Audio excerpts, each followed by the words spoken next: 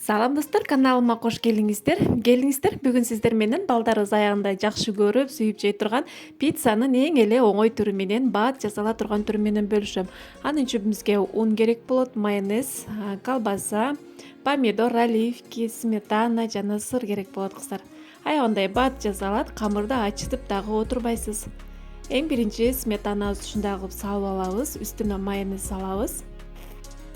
Пицца 5 минутка деп койсок да болот, аябандай баат жасалат кыздар.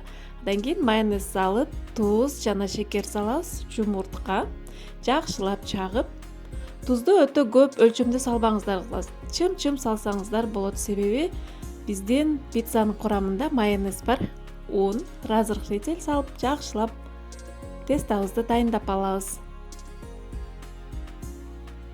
Мынакей биздин тестабыз да дайын болуп калды кыздар. Эми форманын ичин чекелерин жакшылап майлап, бул жерде менде форманын диаметри 26. Сиздерде каалагандай формага бышырсаңыздар болот.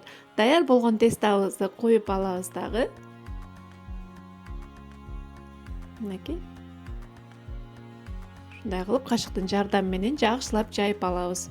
Форма жок болсо жөнөкөй эле листке деле салып бышырсаңыздар болот кыздар.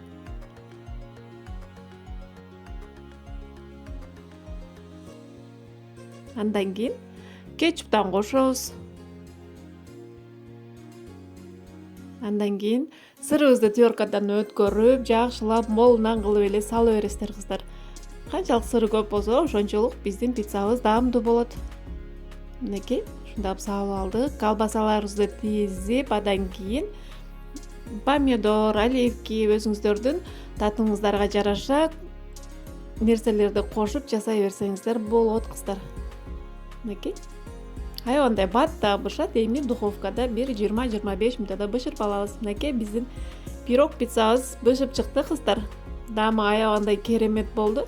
Эң эле башкысы өтө тез дайын болот кыздар.